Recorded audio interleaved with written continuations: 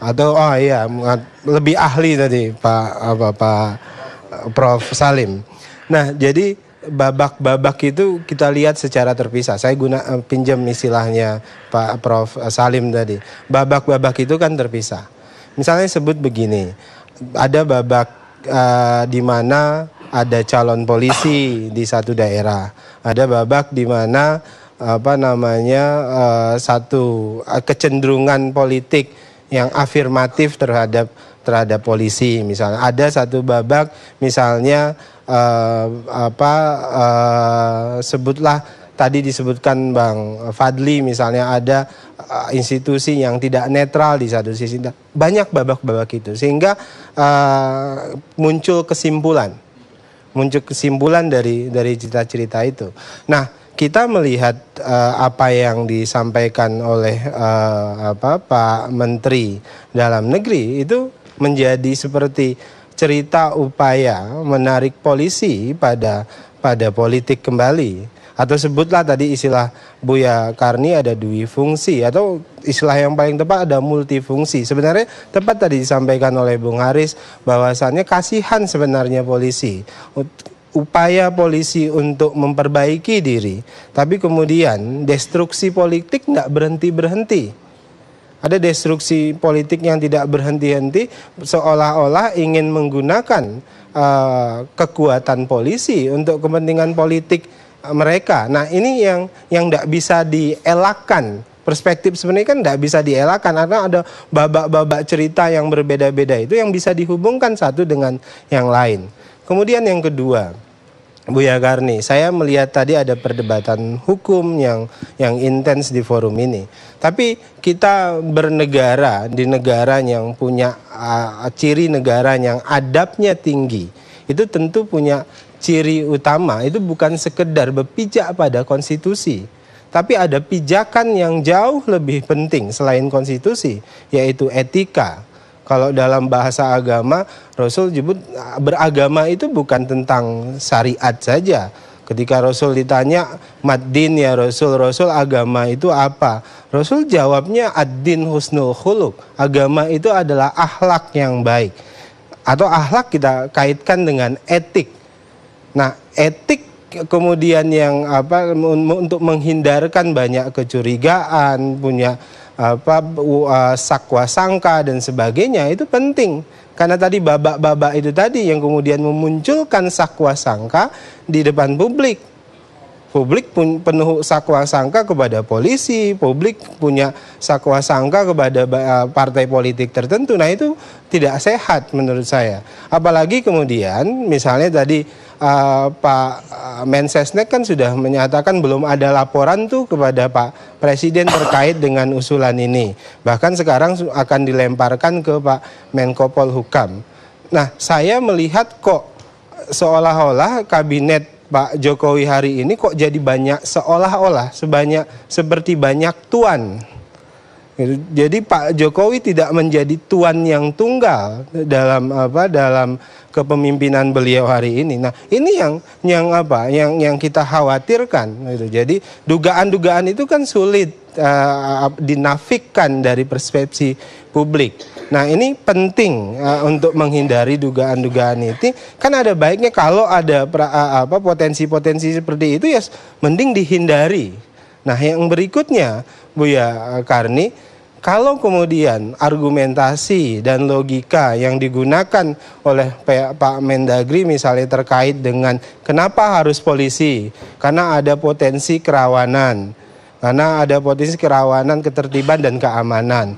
Loh, kalau publik atau saya nanti pakai logika sama dengan Pak Mendagri misalnya, karena ada potensi kerawanan ketertiban jelang 2018 dan 2019 di Indonesia secara nasional, maka penting agaknya Pak Jokowi untuk mengganti Mendagri dari polisi, misalnya gitu.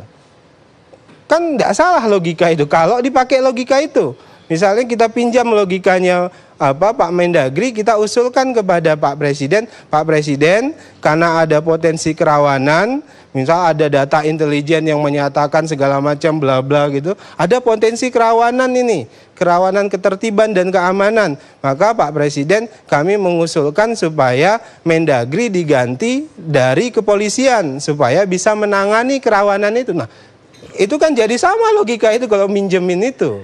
Jadi maksud saya, jadi hati-hati. Nanti ada orang, mungkin Bang Fadli akan pikir lagi, oh karena secara nasional kita butuh yang lebih besar, presiden diganti dengan polisi juga. Nah ini kan jadi kacau kalau pakai logika begitu. Gitu, maksud saya ini masalah penalaran, Pak.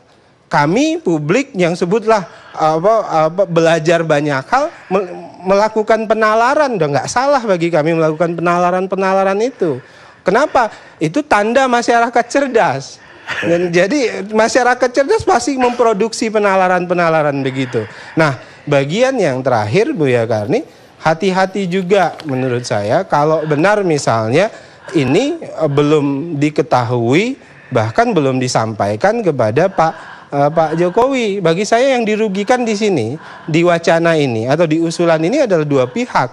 Pertama adalah kepolisian sendiri, itu dirugikan karena kemudian seolah-olah diseret-seret pada ruang debat publik yang dalam tanda kutip politis. Yang kedua yang dirugikan itu adalah Pak Jokowi sendiri. Kalau dilihat misalnya dari debat publik terkait dengan ini, itu rata-rata tidak bersepakat dengan wacana itu. Saya berani mengatakan seperti itu. Nah jadi ini penting, saya harus diperhatikan bahwasannya penalaran publik itu harus selalu disehatkan. Jangan kemudian diabaikan tuh penalaran publik. Jadi saya seringkali menggunakan tolong dong, publik itu jangan dihina nalarnya. Karena publik yang demokrasinya yang sudah matang dan tumbuh secara perlahan butuh penalaran yang sehat. Kurang lebihnya saya mohon maaf. Wassalamualaikum warahmatullahi wabarakatuh. Waalaikumsalam.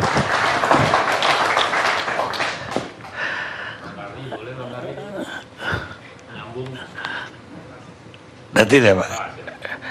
Gimana Edi Asifuan saya mau dengar. Ya. Abang mau nanya apa nih Bang? Kau nanya, saya mau dengar.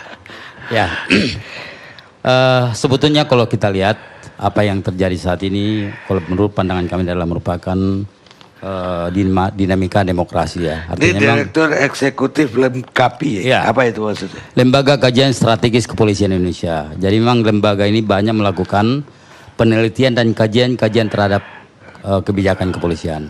Mungkin salah satunya adalah masalah ini banyak kami sorot dan juga banyak menjadi perhatian kami menyangkut masalah keamanan ya, dan juga kebijakan keamanan tentunya. Ya silakan terus. Ya, sebetulnya kalau kita lihat ya, memang apalagi tadi disampaikan Pak Arif, kita juga bingung ini berita jadi luar biasa besar ya jadinya ya, dampaknya besar ya, termasuk misalnya Pak Mendagri juga kemarin sampai menjelaskan berkali-kali. Bahkan kita bangga juga hari ini ada Pak Fadli John hadir di sini, banyak kita dengarkan penjelasannya kemarin di berbagai media massa ya. Pertama, kita memang agak bingung juga kemarin itu setelah misalnya melihat tiba-tiba berita ini muncul, padahal memang tidak ada penjelasan dari Mabes Polri ya secara resmi. Kemudian belakangan terus bertambah besar. Bahkan sebetulnya kalau menurut pandangan kami tadi juga Pak Sisno menyampaikan atau Pak Granat, Pak Henry juga menyampaikan. Pak Henry, iya, menyampaikan sebetulnya di sini ini muncul sebetulnya karena ada rasa ketakutan sebetulnya, ada rasa curiga sebetulnya dari berbagai mungkin politisi yang akhirnya masalah ini jadi jadi membesar ya, jadi menjadi perhatian masyarakat ya. Seolah-olah di sini ada yang mau digolkan, ada misi-misi mau dimainkan seperti itu. Bahkan tadi juga PDIP udah menyampaikan bahwasanya tidak mungkin ada misi-misi di sini. Apalagi misalnya kalau kita lihat seminggu sebelum penunjukan sudah dilantik. Mana mungkin ada misalnya ada permainan yang akan terjadi di dalam kasus ini ya. Jadi sebetulnya kalau misalnya ada pun misalnya pengajuan untuk calon-calon penjabat kepala daerah misalnya dari Polri, sebetulnya tidak ada masalah karena memang regulasi juga tidak melarang soal ini. Bahkan sebetulnya beberapa bulan lalu kami juga melakukan penelitian sebetulnya, bukan hanya sebetulnya dilaksanakan tingkat, kalau bicara masalah tingkat kerawanan, bukan hanya di Jawa Barat dan juga Sumatera Utara. Sebetulnya satu lagi yang perlu, kalau memang ada jenderal yang perlu ditempatkan, perlu di Papua menurut kami. Itu bisa nanti diambil dari TNI atau Polri, terserah. Saya kira siapapun juga, kalau memang itu menyangkut masalah tingkat kerawanan, menyangkut masalah keamanan negara, saya kira itu menjadi penting untuk kita semua.